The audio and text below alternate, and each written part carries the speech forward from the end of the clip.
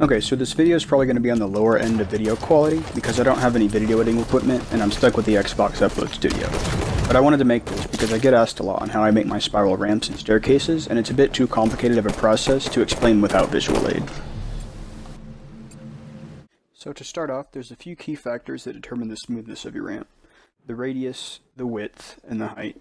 There's two distinct ways to make spiral ramps: freehanding and using reference points. Freehand forging a spiral ramp is only recommended if the map you're working on is already complete and you just want to add in a spiral ramp and can't really use reference points. Even so, I would always try using reference points first. Freehand forging a spiral ramp is actually pretty easy to do. You'll always start out with two blocks forming a bent shape, the angle of which will be changed depending on your needs. For freehanding, not a lot of planning goes into it. There will be a lot of trial and error trying to get the shape you want, especially if the map you're working on is already built. Basically, once you have your bent section, place it where you want your ramp to start, and then duplicate it and rotate it a few degrees in any direction you want. Then magnetize the middle of the block to the top corner of this first section. Do this until you get the result you want.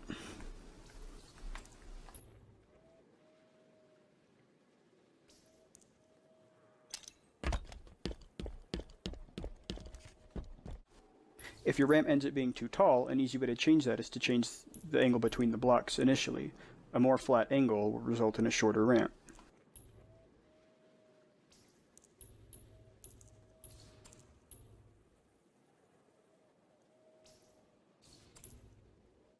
I'll spawn in a block to show the difference in heights of the two ramps after changing the angle.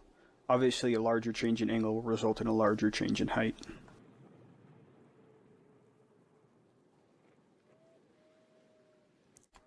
Freehanding a spiral ramp like this can result in a messy bridge and be harder to work with later down the road. However, using reference points to make a spiral will almost always result in a smoother and better built piece. They need a bit more planning and sometimes math, and as a result can be a bit more complicated. The three things you need to know before starting your ramp is the height you want the ramp to reach, the radius you want the ramp to curve around, and the degrees of rotation. A spiral ramp has three dimensions to it: length, width, and height, just like any other three-dimensional object. But to introduce forging with reference points, I'm going to remove the height factor, so now all we're essentially dealing with is a curved path. I'll walk you through the steps on how I would make this curved path, and then show you how to use that to make a curved ramp. You'll want to start by placing a cylinder. I like to use half cylinders because it makes it easier to see what's going on, as well as reset the orientation so that all of its angles are set to 0. This is your first reference point. The middle of the cylinder represents the point that the path will curve around. I'll make the radius 46 units, with 8 unit thick sections curving a total of 90 degrees. Right now, I'm measuring out the 46 units so that I can place my starting section.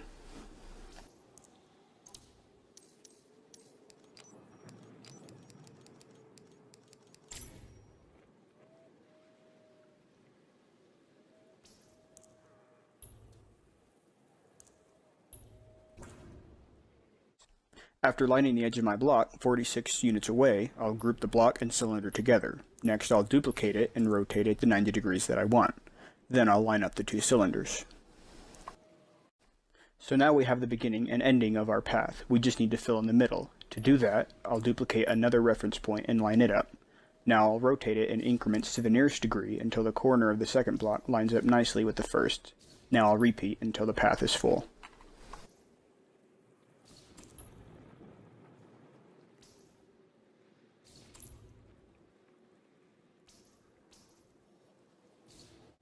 It works out nicely in this example that each block only needs to be rotated exactly 10 degrees from the previous. You might be wondering why you couldn't just use freehand forging to make the same path. There's a couple of reasons, and I'll show you after I've completed the same path without using reference points.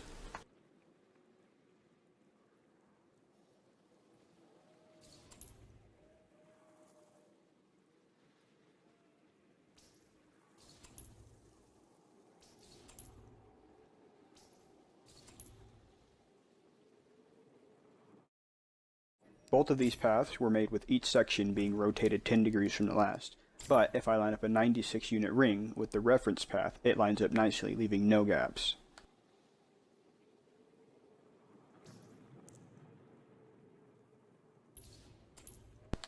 The same ring lined up against the free-handed path will leave gaps. This is because forging with reference points, I am using a constant known radius, whereas forging without references, I was only concerned with lining up the corners of each block. Another benefit to references is that your start and end block will be on nice even coordinates, but if we look at the last block from the free-handed path, it's on some weird unworkable decimals. That was an easy one. The real advantage of references will become more apparent with this next example. Now let's say you want a curved path that only rotates 75 degrees with a radius of 100 units using 12 unit wide sections. Same process. Start with your reference cylinder, then group that to your starting block after lining it up 100 units away. Then duplicate that and rotate it the desired 75 degrees.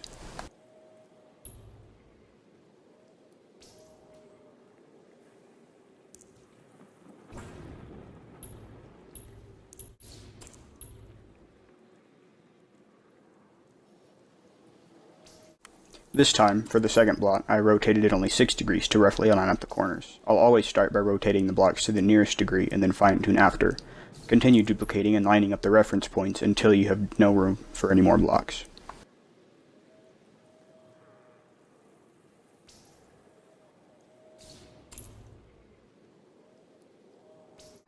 So this time the blocks didn't line up perfectly. To fix that, we're going to modify the angle that we're placing each block at. To find the correct angle, divide the total angle by the number of blocks in between the start and end block plus 1. So here we have 11 blocks in between the start and end block. Add 1 to that and divide 75 by it to get 6.25 degrees. So the first reference should be rotated 6.25 degrees, and the next one 12.5, and the next one 18.75, and so on. Repeat until each block is rotated 6.25 degrees more than the previous block.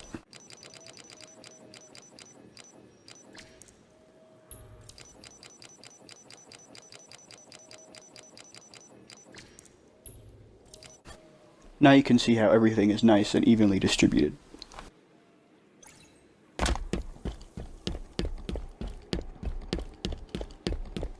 Before moving on to spiral ramps, I want to show you how to forge with references to make something like a curved wall or curved glass.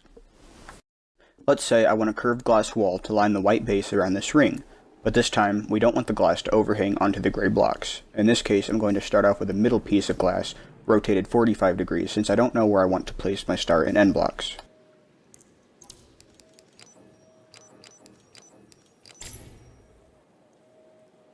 I'll spawn in my cylinder and line that up and then group it to my piece of glass.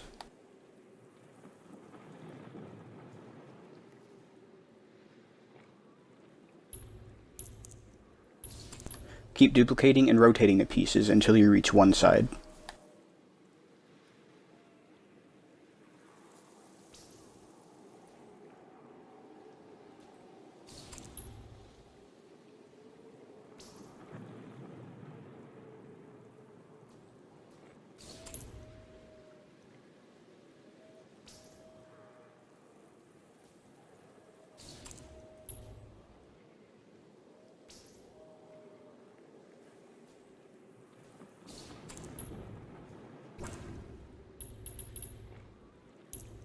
Now delete all of the cylinders except one. Regroup this one cylinder to all of the glass pieces and duplicate it to finish the other side.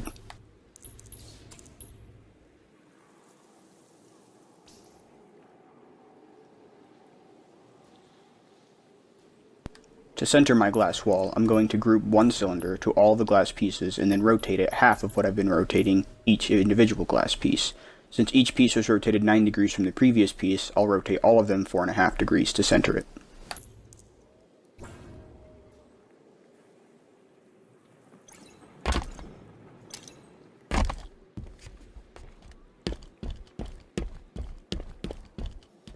There are lots of other tricks that you'll learn just playing around with this technique, but now we're going to move on to actually how to make a spiral ramp. We're going to start off with an example similar to the one seen in my map Fissure, where I have a large middle cylinder and a ramp that spirals around it. Say I wanted a ramp that spirals around an 80 unit diameter ring and also rises up 16 units. I'm going to start off by placing my start and end blocks just like before.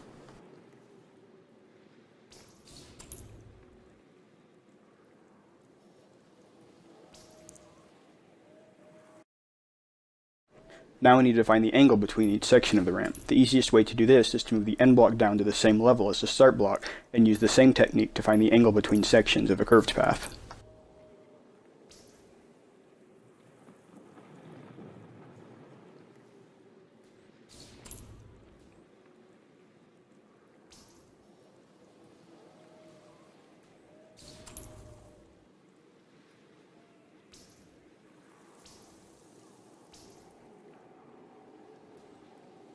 Each section of the path was rotated 8 degrees from the last. This does result in a gap at the end, so we'll use the same formula to find the correct fine-tune angle.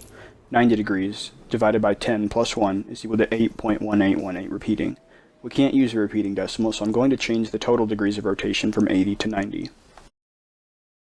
I know the 8 degrees of rotation between each piece will work nicely, so I'll delete my old end block, and now I have a curved path that rotates 80 degrees. But let's say I wanted the ending block to be on an even 90 degrees because I want it to line up with a pathway at the top of the ramp. Just grab all of the sections and rotate them all 10 degrees. So now my end block is where I want it, and my start block is rotated 10 degrees. Now we need to determine the difference in height between each section. Just like how we would fine-tune the angle between each section, to find the difference in height, we would take the total height of the ramp and divide by the number of middle sections plus 1. So 16 divided by 9 plus 1 is equal to 1.6. So each section will be 1.6 units above the last. Our starting block started at a height of 67 units, so I'll add 1.6 units to that, and so on for each piece. The result will be the spine of the ramp.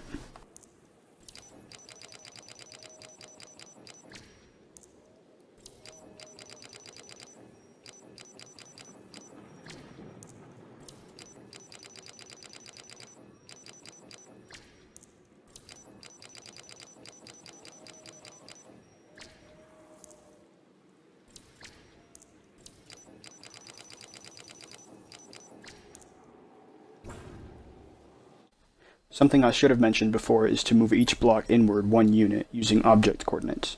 This will get rid of any gaps in between the ramp itself and the ring. Now we need to actually smooth it out. To do that, I'm going to start with the end block since we know it's on an even 90 degrees. Grab another block and angle it downward to magnetize it to the block as shown. The goal here is to find an angle that gets the edge of the angled block as close to the previous step without going over it. Here the angled section goes over the ramp, so we need to angle it more downward.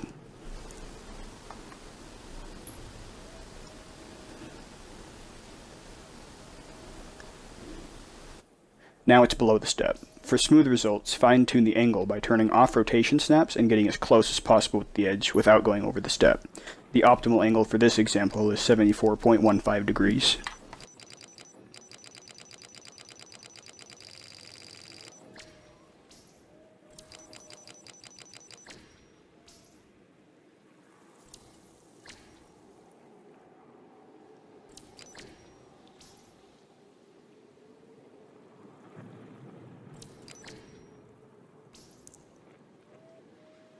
Before continuing, it may be helpful to recolor the steps. These are only here for the spine of the ramp and won't be in the final product.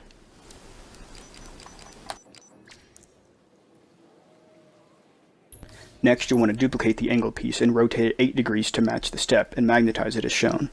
Now, we need a top portion. Duplicate the angled piece and then edit the angle until the top of the block disappears beneath the end block. You don't want to be able to see the top of it at all.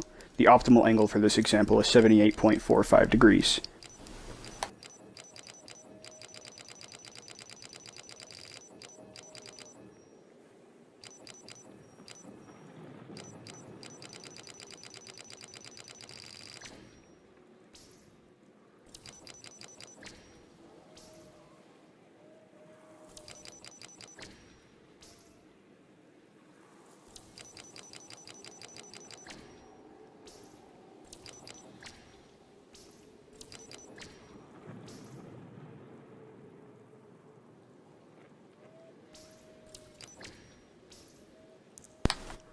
Now group the two angled pieces together and go down the whole ramp, lining up each angled group to its corresponding step, remembering to match the angle.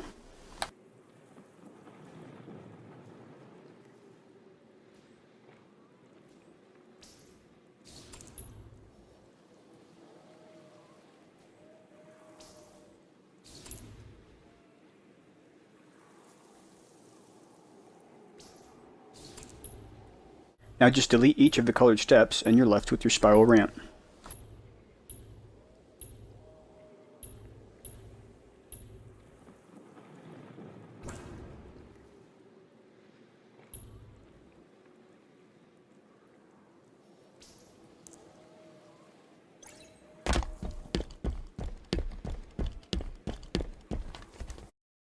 A few ways to hide the rough, messy edge of the ramp is to make a curved wall that matches the outer radius of your ramp.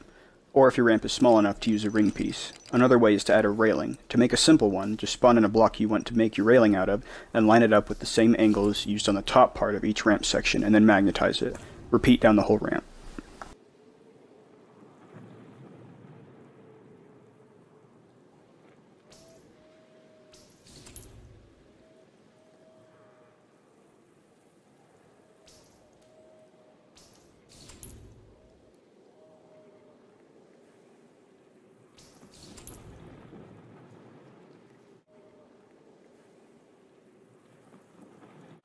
If you want to make a spiral staircase instead of a spiral ramp, the only thing you have to change is replace the blocks with invisible blockers. You may also want to put projectile blockers down depending on if you want the physics to behave the same as a ramp or not.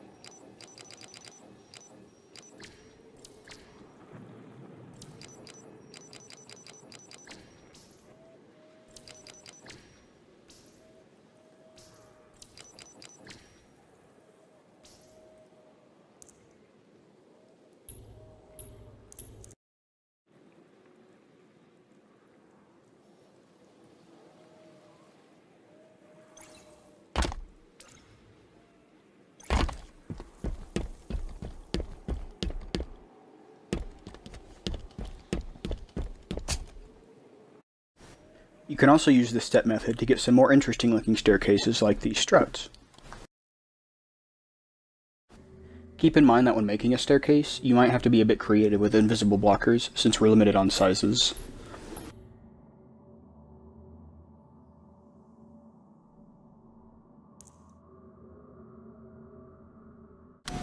There are many different shapes of spiral ramps, and I can't make an example for each one, but I hope you found this video helpful. If you have any further questions, just ask in the comments. Thanks for watching.